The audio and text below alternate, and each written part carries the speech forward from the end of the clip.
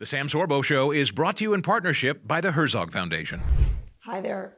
I'm here at ARC, A-R-C, the Alliance for Responsible Citizenship. As you can hear, I've lost my voice because I've been talking too much, basically. But anyway, my guest is an education reform advocate who I found absolutely fascinating at the last ARC, and so I asked her to come in and speak with me today. This is the Sam Sorbo Show. Here we go. Sam Sorbo, Sam, welcome back to the program. I'm glad to welcome Sam Sorbo. It's great to have you here.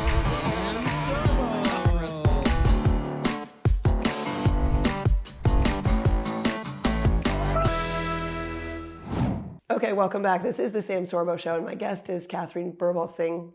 She is an English education reformer, and she has developed a new school called the Michaela School, which is making great inroads in education.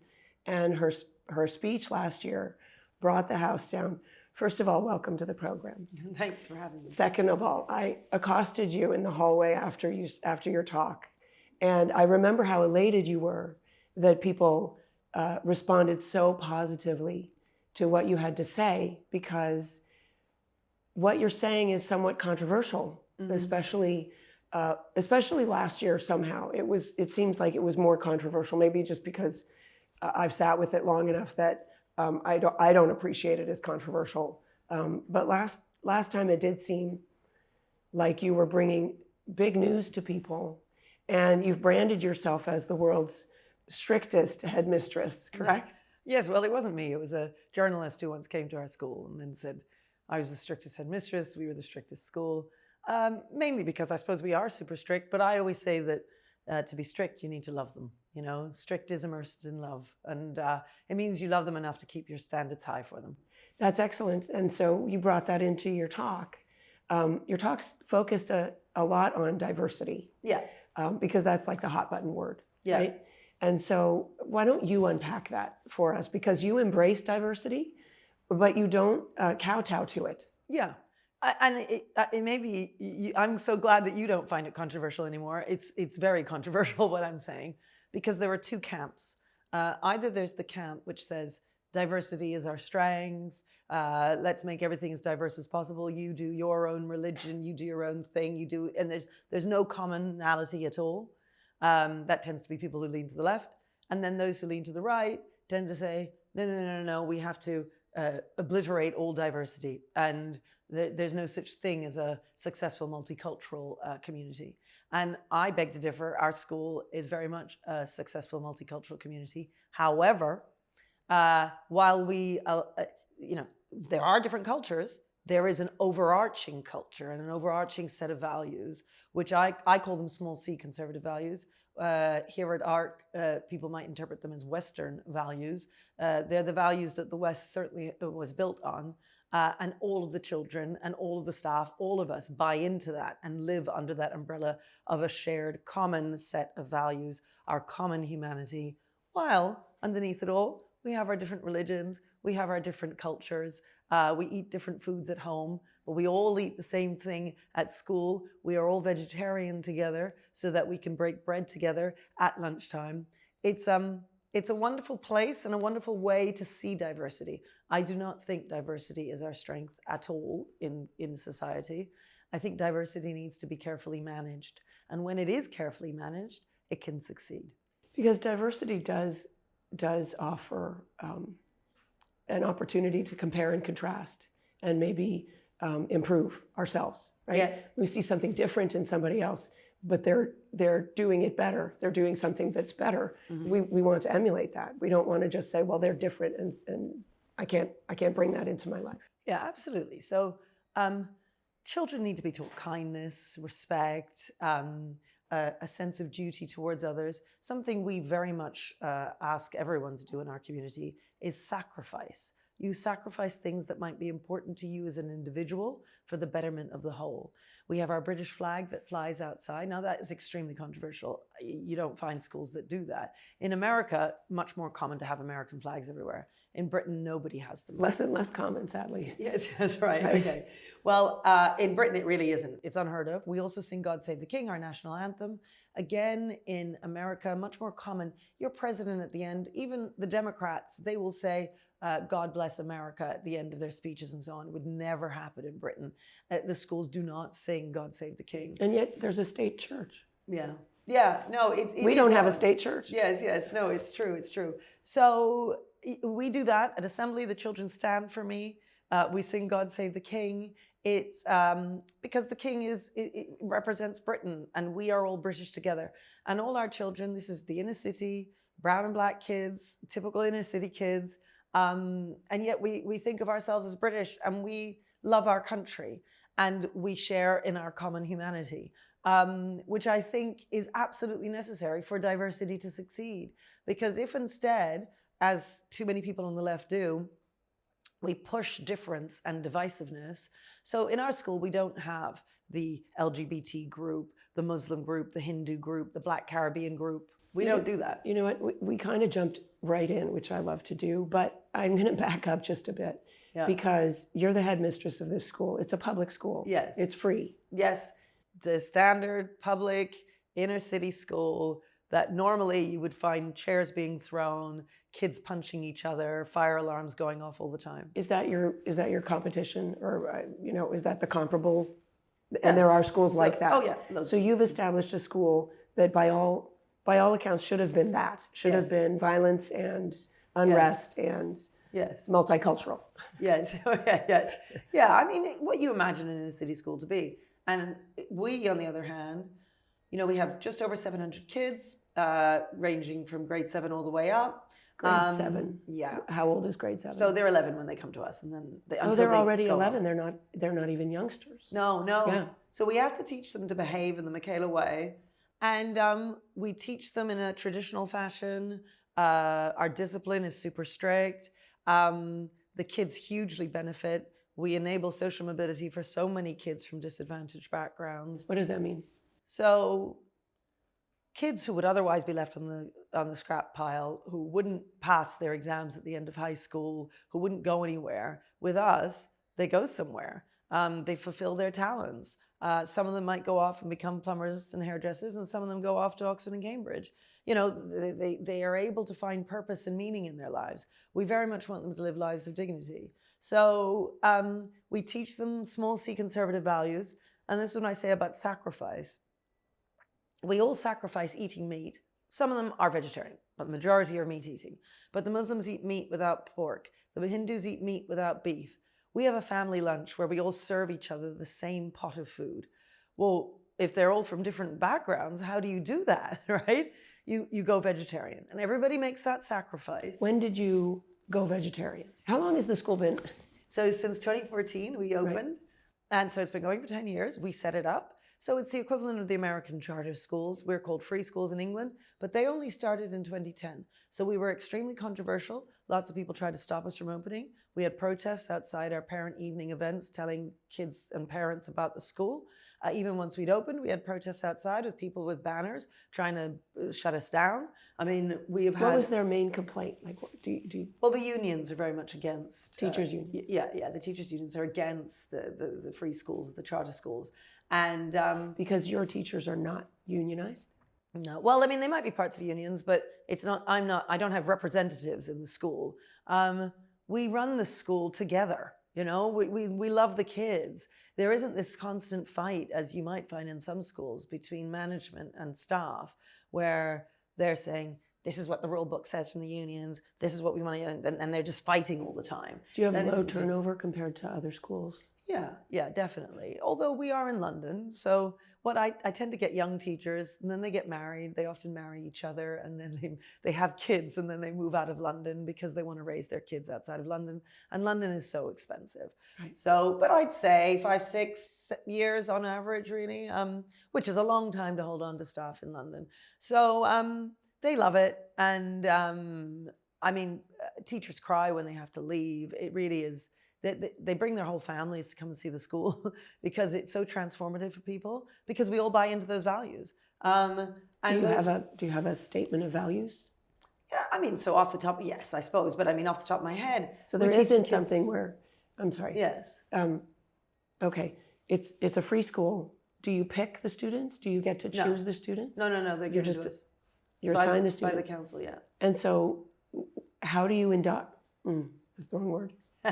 How do you teach them the values and Right? get them How to do buy you get into them? Because you said they start grade Yeah, 7 they're already or 11 grade years 6 old. for us, right?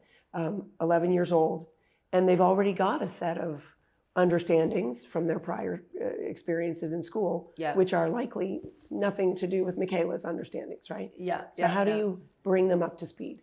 Well, we have a boot camp for the first week when they come, where we're teaching them all about the values. We don't do any English or math or anything like that. So let me ask you, did you start with that, or was that an adaptation that you created? No, we started with that, although we've got better and better at it. Yeah. But I suppose the boot camp at first was mainly about the systems in the school and how to avoid detention. But even then we used to say, Mandela spent 27 years in prison. You've got a 30-minute detention. You can suck it up. Come on, why are we giving you detentions? Because we love you, because we're trying to get you along this path to success. And so we teach the kids gratitude at every lunch hour. They stand up in front of 200 kids and they will give what we call appreciations. And they stand up and they say, I'd like to give an appreciation to my mum for waking me up this morning on the count of 2, 1, 2. And we all clap. And then we move on to the next kid. Okay, so I have to point out, this is how you teach appreciation. You give them the words, you give them the opportunity, you give them a platform. That's right. And then you have other people appreciate them while they're they're exhibiting their appreciation. And people say teach your kids gratitude. That's such a nebulous, how do you teach that? Right. That's how you teach it. Yes. And this is, how do you teach your child to apologize?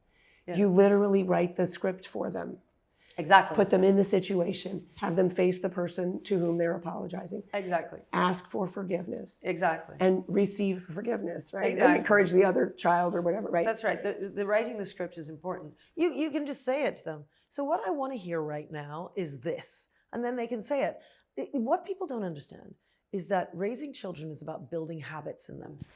And the only way you can build habits is by repetition, over and over and over again.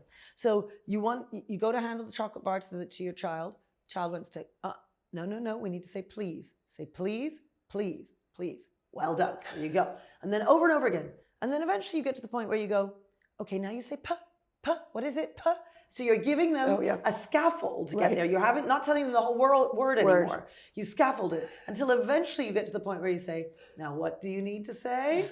And they say, please. Yeah. And then eventually it just comes out. Okay. Right? So I moved my kids from saying please and thank you to please, sir, and thank you, ma'am. Right? Okay. And then I moved them to, because if I didn't get the sir and ma'am, I at least got the please and thank you. Right. And then I moved to, they didn't get an answer if I didn't hear a please or thank you. Right.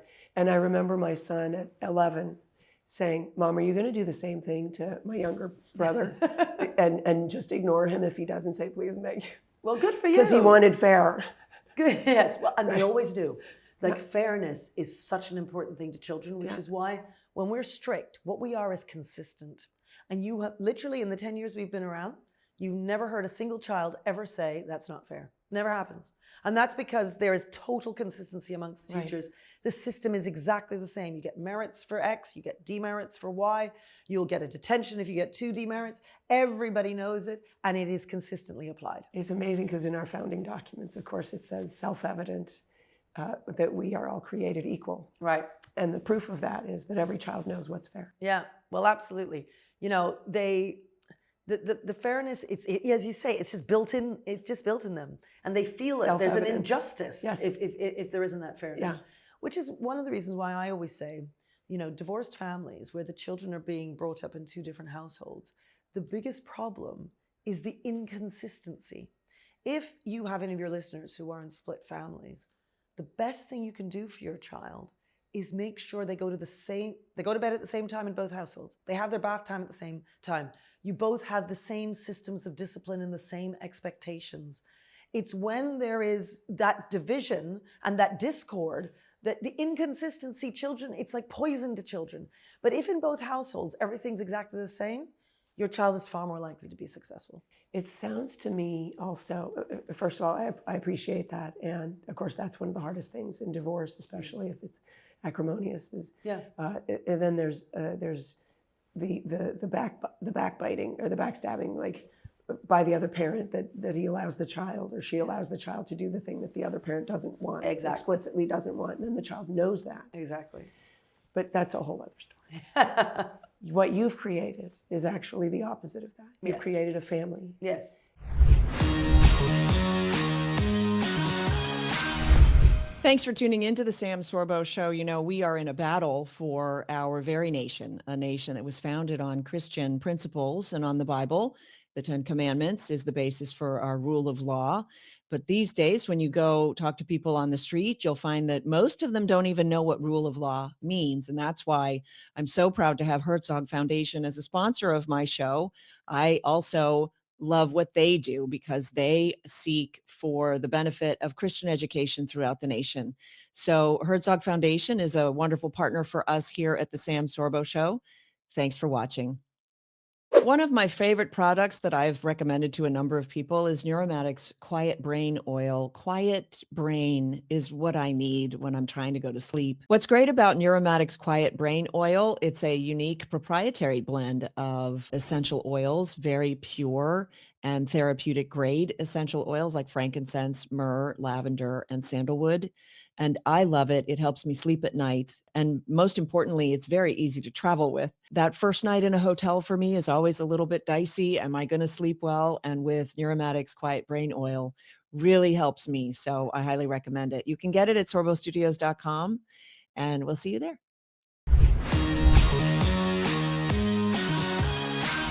Can you paint the picture of lunchtime for us, where the children serve each other? Yeah, so they pour the water for each other. They each have roles. One goes and gets the plate of food, then they're serving it out to each other. At the end of lunch, they pile up the plates. Somebody wipes down the table. They take back the plates and so on to the front. Are they seated? Are they? Yeah. Do they have the same seat every time? Yes. So they always have the Okay, same it's organized. seat. So You're there's no assigned. bullying. Often in lunch halls in schools, what happens is they go and get their canteen food. They leave the tray and the plate. Oh, the cleaners can get that. They throw food at each other. This is elsewhere, I mean. There's just disorder and no respect. When you're in the same seat, you're not bullying each other. So in other schools, they leave certain kids out. You don't, who are you going to sit with? I remember going to the lunch hall myself at lunch and thinking, who do I sit with? This is really horrible, you know?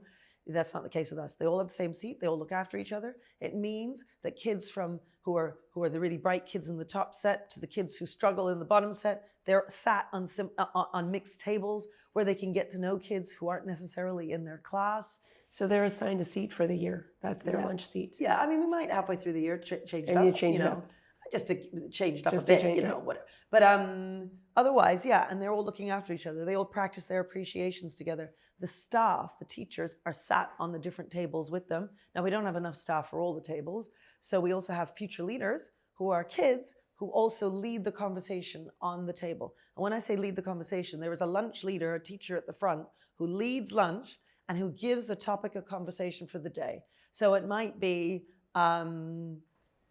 it could be anything. The Olympics. Yeah, you're talking about the Olympics. What's your favorite sport in the Olympics? Why is that the case? If you were an Olympian, which sport would you participate in? Some open-ended It questions. Could be anything, exactly. And then they talk about it, and everybody has a chance to speak. So we're practicing the soft skills of eating your food while looking at somebody in the eye and having a conversation. These are skills that if you come from a richer background, you often just take for granted. But if you go home at the end of the day and your mother and dad aren't there because they're working and you have 5 pounds left for you to go and get Kentucky Fried Chicken, you don't have the opportunity. We, at 11 years old, a number of our children, we have to teach them how to hold a knife and fork when they first arrive. Well, thank you so much for doing that, because I have to say it's one of my pet peeves. I'm actually writing a book on. Oh, really? Yeah, because you might not be surprised. I don't know, but I went to a fancy dinner last night and sat across from somebody who didn't know how to hold it. I see. So, yeah, right. And I mean,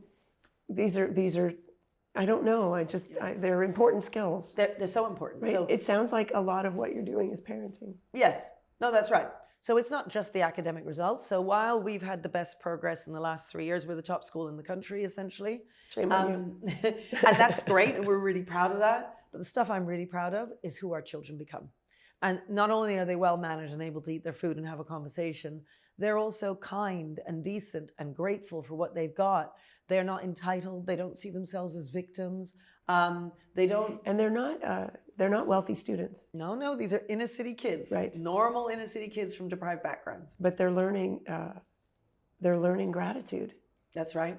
Exactly. And the point is, you're grateful for whatever it is you have. There are always people who have less than you, rather than nurturing this culture of grievance of saying, well, he's got There more you go. than me. That's the difference. You know? Right. And that culture of grievance is destructive to children, you know? Discuss that with them?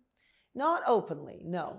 I mean, I might give an assembly and say, we reject victimhood. We have agency. We are in charge of our own lives, and we can make something of it. Because we are so lucky, we go to Michaela and we are going to use the knowledge and skills that we get here to have purpose and meaning in our lives. That's the kind of thing that we would say all the time. So this sort of thing is being narrated by all of their teachers all of the time. And that's the habits that are then instilled. And the habits of mind, you know, they're so important because yes, you need to be able to eat your food and you need to do all that. But you also need to be able to think positively about your life and feel that, yes, there may be obstacles in front of you, but you're going to jump over them. And that's what makes life exciting and challenging. So ARC was developed to tell a better story. That was the theme of the previous conference. And now the theme has sort of morphed into what is our better story? Yes. How do we define our better story? And I often say that you are the story you tell yourself. Yes, indeed. Whatever story you choose to tell yourself about yourself Exactly. is who you are. And Michaela seems to have chosen a better story. We're going to tell the children this, and it's actually true. Both stories are true. Yes. You're a victim if you believe you're a victim. Exactly. And you're not a victim and you have agency if you believe you have agency. Exactly. If you think you can, you can. If you think you can't, you can't. Katharine, you're an amazing person because this seems so self-evident. It seems so, right? And I don't understand who you are, that you're the one person in England who stepped into this role and developed this previously unimaginable place. Yes. Right? And the reason, folks, the reason that I know about Katharine is because Tammy Peterson and Jordan both said to me, well, have you been to the Michaela school? Because you really should tour the Michaela. And I had it on my list of things to do and it didn't get done. Well, next this time, trip, but next time come and see us. But tell me just a bit about yourself. We have 5 more minutes. Tell me a bit about yourself. Like, how did you step into this role? Who were you before you became the strictest headmistress in the world? Well, I was just a teacher. As a normal teacher, I've always worked in the inner city in London. I've always loved working with deprived kids and helping them change their lives for the better. I wrote a blog called To Miss with Love, like the Terceur with Love, Sidney Poitier To Miss film. with Love. And in those days, nobody wrote a blog. And then Penguin published it anonymously. I ended up speaking at the Conservative Party conference about how I thought the education system was broken. Because I went to the Conservative Party conference, my school sent me home, so I was essentially suspended. And then I was told I'd never work in public schools again because public school teachers are not allowed to be conservative. I mean, it's a long story, but basically I was kicked out. They forced you to do it. They forced you to open your own damn school. That's it. So I had to open my own school. So that is why I ended up opening the school. But I had a lot of detractors, people protesting. How many years did it take you? So it took 3.5 years for us to open. And, you know, so I'm doing this without a salary. I'm writing a bit, getting whatever I can, living off savings. So it is very much an entrepreneurial spirit, fighting against all our detractors, protesting outside, coming into our parent evening events, standing up and shouting in order to drown us out so the parents couldn't hear us. I mean, crazy stuff. And then eventually we opened. And as I say, there's no fees. It is a normal public school. And yeah, we have become really successful thanks to the fact that we're traditional in terms of our teaching, and we believe very much that the teacher knows more than the children. It's not child-centered learning, it's teacher-led learning. Because of our discipline, you know, if you get the discipline right, then the kids can hear the teacher. What people don't realize is that in most classrooms, the kids can't even hear what the teacher's saying, and the teachers just give up. They lose their voice because they're having to just shout all the time at the kids, and it's just a horrible atmosphere. So the discipline, the teaching, and then the values. When you take responsibility for your own life, when you have a sense of duty towards others, you come back at the end of the day, you got a detention, you didn't just let yourself down, you let your family down, you let your classmates down, and there's a sense of family around you. That's what family is. At home, we have a very big family at school where we're very much part of Michaela, and we represent Michaela. We talk about becoming Michaela, behaving as a Michaela pupil. Why Michaela? Why the name Michaela? Because she was an old colleague of mine. Sadly, she died of cancer in 2011. She was originally from St. Lucia, very old school Caribbean, believed in rigor, believed in children having discipline and adults being in charge. Do you have uniforms? Oh, of course. Yes. And our uniforms are perfect. It's one of the things when I say they're perfect, the ties are always perfect. The shirts are always tucked in. They look super smart. They have their badges down their lapels and they walk through the corridors feeling so proud. Yeah. So, that's a big controversy, uniform, no uniform, and you're a public school. So how do parents afford the uniforms? Well, in England, I have to say, everyone has a uniform. All schools have a uniform. Do, right. It's just that their uniforms are normally a mess. Their ties are down, their shirts are untucked, they don't wear their blazers, and they look like a mess.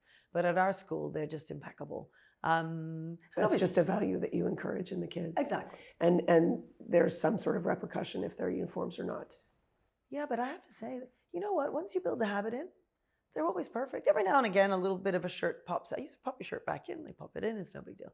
Literally. Have you ever expelled a student from Michaela? So yeah, but I have to say I haven't done for a couple of years, but there has been we have inner city kids where, right. I've had, situations where, I don't know, I had a kid who held up a gas station with a weapon, this sort of thing happens, this is the inner city. You can do that, you can expel a child. Yeah, although we're held by the same rules as all of the schools. So it has to be a very rare occurrence. You wouldn't do it. So as I say, for a few years, I haven't expelled anyone. Right.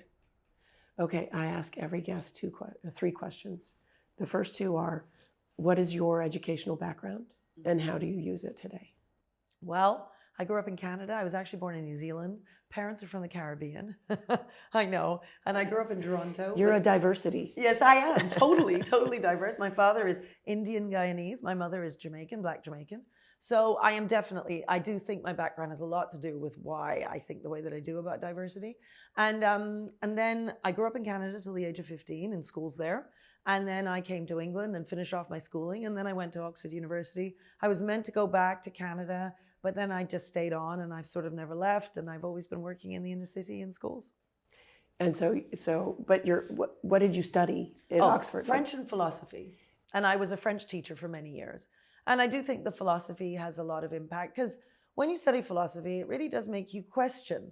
It has you thinking critically about what our betters tell us. The state tells us to do X, and I think, is that really what we should be doing? Let's try it a different way. Philosophy makes you more questioning. Yeah. I think so. Okay, last question. Okay. What advice would you give a younger version of yourself? Oh gosh, a younger version of myself. Any age, just like the one thing that you think. Well, same advice I'd give myself now, which is to slow down. Slow down. Slow down, and take a breather. I always seem to be on this, I'm just moving so quickly all the time, but there always seems to be so much to do. Slow down. Yeah. I'm moving at speed all of the time. Yeah. And sometimes I think I miss some of the beauty of life. You've achieved so much with Michaela. What's your hope for the future? Well, I don't know. I have sometimes thought about going to America, actually, because we've been stopped from expanding. We've tried all sorts of things to open an elementary school, to open other high schools, to try and set up leadership courses for deputies and principals and so on. And we've been prevented from doing all of that. And in America, you guys are a lot more free. And sometimes I think, maybe I'll go to America and I'll try out what we do over there. It's been wonderful speaking with you, Katharine Birbalsingh. Thank you so much for coming on the show. Thanks for having me. That's it for us. This is the Sam Sorbo Show. Remember, speak truth and speak it boldly. We'll see you next time.